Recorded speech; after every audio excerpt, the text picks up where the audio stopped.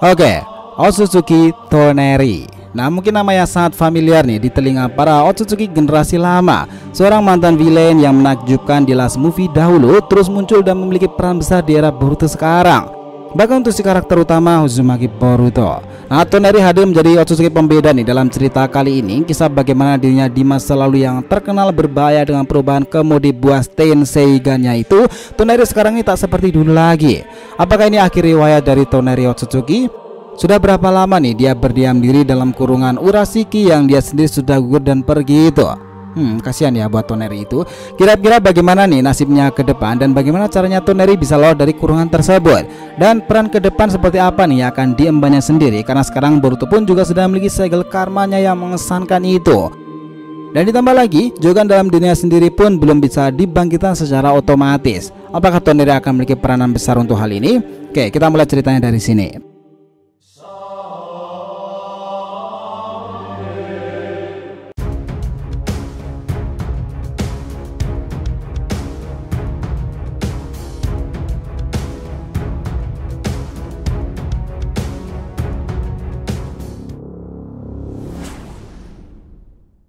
Hai guys, welcome back to the RTV channel. Nah, kali ini kita akan membahas nih mengenai mungkinkah nih ini akhir riwayat dari kisah Toneri Otsutsuki atau dia akan kembali dan mulai baru lagi. Nah, biar nggak salah persepsi silahkan simak sampai akhir video ini ya. Otsutsuki Toneri memang jadi daya tarik tersendiri di kisah Boruto sekarang. Dunia yang awalnya memiliki hubungan dengan Hinata dan Hanabi sekarang perannya berubah total demi kedamaian bumi yang dipercayakan oleh leluhurnya Hamura Otsutsuki. Nah, Toneri sendiri merupakan karakter identik yang bahkan kemunculannya saat itu sempat membuat heboh dunia shinobi. Karena dengan teknik andalannya yang mematikan itu bisa membelah bulan sekalipun. Ya, teknik itu namanya teknik Ginrin Tensei Baku. Nah, bahkan kala itu Kurama harus berusaha keras membantu Naruto melawan Toneri dan membuat simbol di bulan jika mereka semuanya sudah bertarung di atas sana dengan si villain sulit itu dikalahkan, yaitu Toneri. Tapi beruntungnya dia sekarang sudah sadar nih dan mengakui kesalahannya. Bahkan era Boruto inilah yang membuat gebrakan besar atas penebusan kesalahan-kesalahannya di masa lalu. Tahu nggak sih, dari kebanyakan Otsutsuki, Toneri ternyata yang sadar lebih awal tentang bagaimana cara agar Boruto ini bisa membawa penerangan dalam dunia shinobi di antara gelapnya bahaya yang akan mengancam bumi nantinya. Itulah sebabnya nih melalui mimpi itu dia untuk pertama kali menemui putra dari Hinata Hyuga.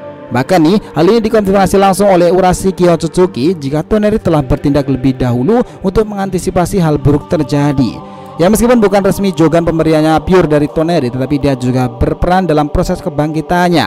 Dan ditambah lagi tidak hanya 1-2 kali nih Toneri muncul ketika mata Boruto itu bangkit atau ketika mengungkapkan ancaman dari bangsa langit.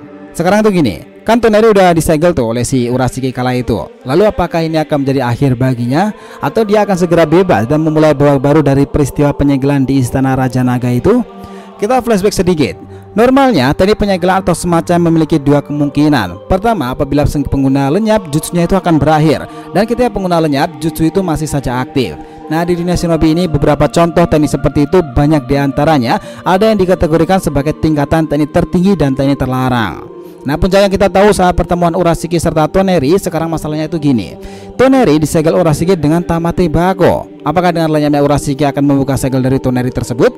Nah, perlu diingat nih, dahulu dikatakan jika Toneri ini dikurung dalam Istana Raja Naga sendiri, ya dikurung melalui Tamate Bako dan sepertinya ia membeku menjadi sebuah batu. Otsutsuki Toneri tidak berdaya nih menghadapi Otsutsuki Urashiki. Cuman karena mereka satu Otsutsuki dan dilarang saling membunuh, Urashiki hanya menyegel Toneri. Nah, gimana nih setelah Urashiki itu meledak bersama dengan Rasengan, apakah Toneri akan bebas? Kami pikir belum tentu nih, karena sebenarnya Urashiki itu melakukan hal ini dengan benda bukannya teknik dari dirinya sendiri. Ya, Urashiki menggunakan kotak Tamate Bako. Menurut legenda Jepang, Tamate Bako sendiri memang ada dalam kisah Momotaro. Kotak tersebut akan meledak jika dibuka atau menghasilkan sesuatu. Jadi kami pikir setelah meledaknya Urashiki itu belum ada kepastian apakah Toneri itu akan bebas. Dan sampai sekarang ini pun memang belum ada kejelasan pasti. Kalau ada yang bilang Toneri bebas itu hanya teori saja dan karena faktanya belum ada yang tahu. Nah, sebenarnya sejarah nih, dunia shinobi memang banyak sekali teknik yang jika penggunanya kalah atau lenyap, segel tersebut akan menghilang. Hal semacam ini pernah digunakan oleh pemimpin Anbu Akar, yaitu Danzo Shimura.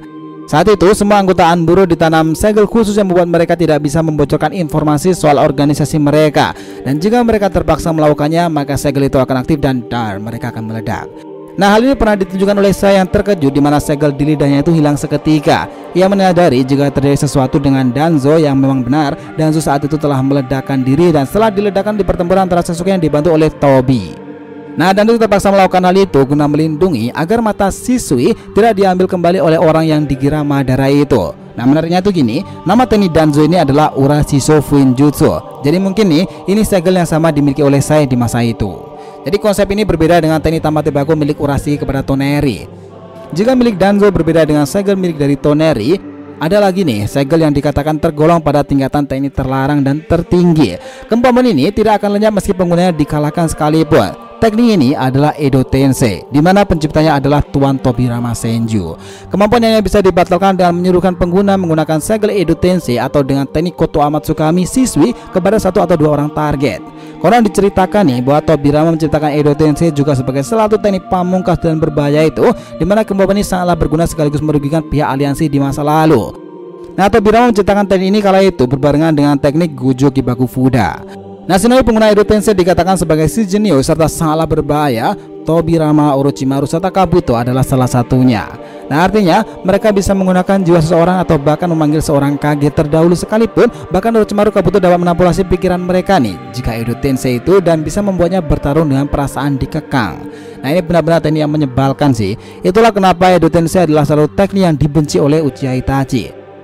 Dan untung saja Koto Amatsukami Uchiha Shisui membantunya pada saat itu.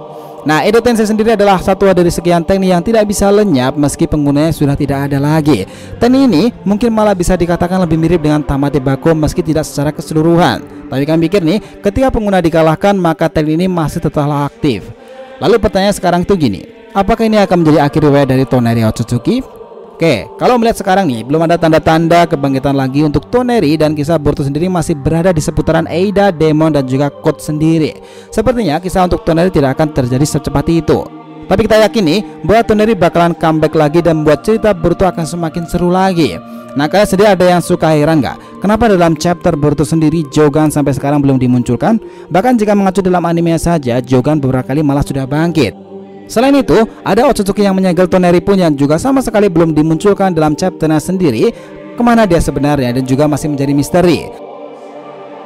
Tetapi di anime sendiri, Urashiki bahkan telah berhadapan dengan Jiraiya, Sasuke, dan terkena rasingan gabungan itu, dan dirinya kemungkinan sudah benar-benar kalah. Nah, apakah mungkin jika Toneri akan muncul ketika manga Boruto sendiri juga sudah menyangkut salah satu cerita dari Otsutsuki itu tadi, atau bahkan Jogan sendiri? Karena keduanya jika ditarik garis besarnya itu berhubungan pula dengan Otsutsuki Toneri. Nah, sebagai mantan pengguna teknik Dojutsu Suchi Tenseigan nih, Toneri tentu tidak akan berakhir sampai di sini. Kita malah penasaran hal apa yang telah ia pelajari setelah berada dalam kurungan Istana Raja Naga tersebut. Gimana menurut pendapat kalian?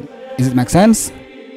Oh ya guys, by the way nih, untuk kalian yang lagi nyari kaos bertemakan anime tapi nggak mau dikatain oleh seorang wibu nih, kalian bisa cek brand Asian Pop Culture di RTV Industries. Di sini kalian akan tetap bisa tampil kece dengan kaos bertemakan anime dan dengan desain yang kekinian. Di chapter pertama ini sudah ada dua desain bertemakan Boruto yang kece abis nih dari DRTV Industries. Yang pertama adalah Kawaki Oni Dragon dengan Kawaki sebagai tokoh utamanya, dan yang kedua adalah Mitsuki Hebi dengan Mitsuki sebagai tokoh utamanya pula. Nah, di next chapter nih, di kedua itu DRTV sudah menyiapkan beberapa desain bertemakan One Piece ataupun anime lainnya dengan perpaduan culture Jepang tentunya. Nah, buat kalian yang penasaran nih, langsung aja klik link di deskripsi video ini, mumpung masih banyak diskon untuk pembelian lewat Shopee maupun Tokopedia-nya. Oke? So guys, setelah pembahasan kita mengenai kisah dari Toneri Otsutsuki dan perjalanannya sampai saat ini. Jangan lupa saran di kolom komentar dan subscribe channel ini. Semoga ceritanya itu memberikan informasi dalam tiap pembahasan animenya. Thank you telah menonton konten DRTV and we'll be come back.